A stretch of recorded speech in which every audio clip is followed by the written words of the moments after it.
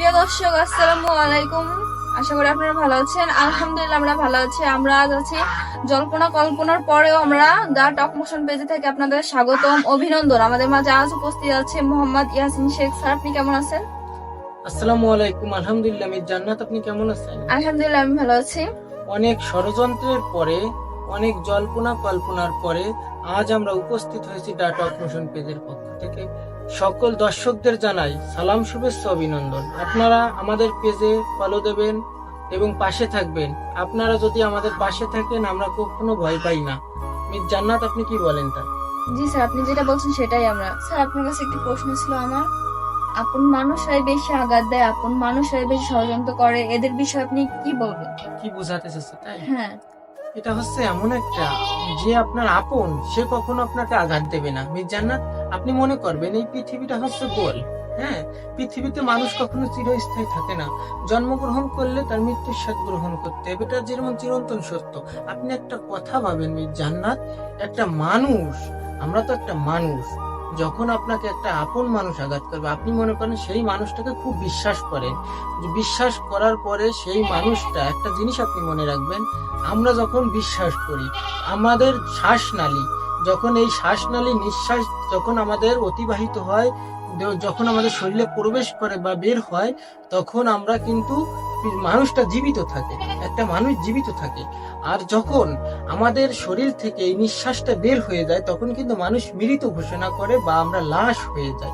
জানেন এটা কি সত্য? হ্যাঁ স্যার। আর এরকম একটা জিনিস আপনি ভাবেন, আপনার আপন মানুষ, আপনি যাদের বিশ্বাস করেন, খুব বিশ্বাস করেন, আপনার রক্তের সম্পর্ক যারা মনে করেন, তারা আপনার সবচেয়ে বিলাডি সম্পর্ক, একদম কাছের ঘনিষ্ঠ মানুষ, সেই ঘনিষ্ঠ মানুষটা যদি আপনাকে আঘাত করে, তো তখন কিন্তু আপনার তার প্রতি বিশ্বাসটাও চলে যাবে। যেমন ওই যে মৃত ব্যক্তির মতন, আপনি কিন্তু জীবিত যতদিন থাকবেন তার সাথে কিন্তু ওই হৃদয় চিহ্নটা আপনার চিরকালই থেকে যাবে। আর যেগুলো এরা মানুষ না, এরা হচ্ছে মানুষ নামের পশু জানোয়ার, এদের ভিতরে জন্ম নিয়েছে। এই পশু জানোয়ার গুলো যেদিন এদের মন থেকে বা ভিতর থেকে বের হবে, তখনই এরা মানুষ হবে। মিস জান্নাত, আপনি একটা কথা ভাবেন, আপন মানুষরা যারা আপন, একান্ত আপন, আপন বলতে আপনি মনে করবেন আপনার মা, কারণ সে আপনার জন্ম দিচ্ছে। মায়ের থেকে যদি আপনাকে কেউ ভালোবাসে, সে হচ্ছে ডাইনি। এই পৃথিবীতে সকলেই জানে এই কথাটা, এটা কিন্তু পূর্বের ইতিহাস। আর বাপের থেকে যদি কেউ আপনাকে কদর করে, তাহলে মনে করবেন যে সে একটা বাপ না, সেও আপনার ক্ষতি করতে চাচ্ছে। অর্থাৎ আপনি একটা কথা ভাবেন, যদি আপনি মনে করেন আপনার আপনজন, কাছের মানুষ, মুখে মধু থাকে, দুষ্টু লোকের কিন্তু মুখে সবসময় মিষ্টি মধু থাকে।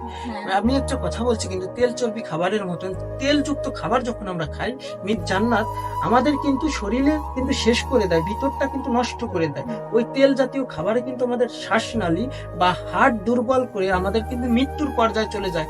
প্রায় শুনবেন যে মানুষের মৃত্যু হচ্ছে, হঠাৎ করে মৃত্যু হচ্ছে, অর্থাৎ তেল জাতীয় খাবার। আপনি একটা জিনিস দেখেন, যেই বিরিয়ানিটা তেল জাতীয় মাংস থাকে বা গোস্ত থাকে, সেই খাবারটা কিন্তু আমরা খেলে আমাদের শরীরটা কিন্তু, আমাদের কিন্তু মুখের রুচিটা বাড়ে বা আমাদের খুব ভালো লাগে, এত স্বাদ লাগে। এমনই মানুষের, যে মানুষটার মুখে মধু দিয়ে কথা থাকে, সেই মানুষটা মনে করবেন যে কি কুচ্ছিত একটা মানুষ, পৃথিবীর সবচেয়ে নিকৃষ্ট একটা মানুষ। ওই মানুষটার ভিতরে এমন জর্জরিত আছে, ওই মানুষটাই মানুষের ক্ষতি করবে। জান্নাত, আপনি একটা জিনিস মনে রাখবেন সবসময়, এই সমস্ত মানুষের থেকে আপনি দূরে থাকবেন।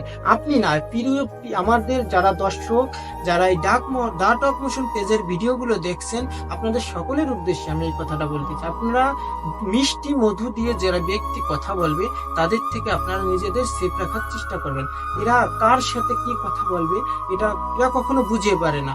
আমরাও এরকম একটা পর্যায়ে চলে গেছিলাম, কিন্তু যেহেতু এই কথাগুলো আমরা কান না দিই, আপনি একটা কথা বোঝেন মিস জান্নাত, যদি আপনি উপরে উঠতে চান, একটা কথা মনে করেন, আপনি উপরে যাচ্ছেন, একটা সিঁড়িতে 3 তলায় উঠবেন, আপনার কিন্তু করাতে সিঁড়ি হবে, ওই করাতে সিঁড়িতে ওঠার সময় আপনার কিন্তু পা কেটে যাবে। কিন্তু যদি আপনি চিন্তা করেন আমি উঠবো না, তাহলে আপনার নিচেই থাকতে হবে, আপনি কিন্তু উপরে উঠতে পারবেন না।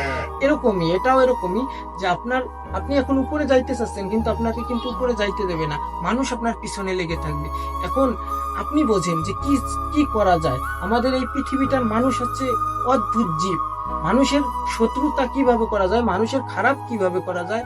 আপনি একটা জিনিস দেখবেন, একটা ডাক্তারের কাছে যখন আমরা যাই, ওই ডাক্তার যখন আরেকটা প্রেসক্রিপশন দেখবে, কবে কি লাগছে, এই ওষুধ তো ভালো না, এই ওষুধে কাজ হবে না, তখন কিন্তু বুঝতে হবে যে কি এই ডাক্তার ওই ডাক্তারের চোখে দেখতে পারে না, তেমন আমরাও, যে আমাদেরও আরেকজন চোখে দেখতে পারবেন। এটাই মিস জান্নাতের কাছে আমার উত্তর ছিল।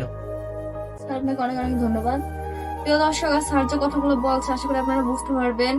আপনারা সুস্থ থাকবেন, ভালো থাকবেন, লাইক কমেন্ট শেয়ার করে আমাদের পাশে থাকবেন। আল্লাহ হাফেজ।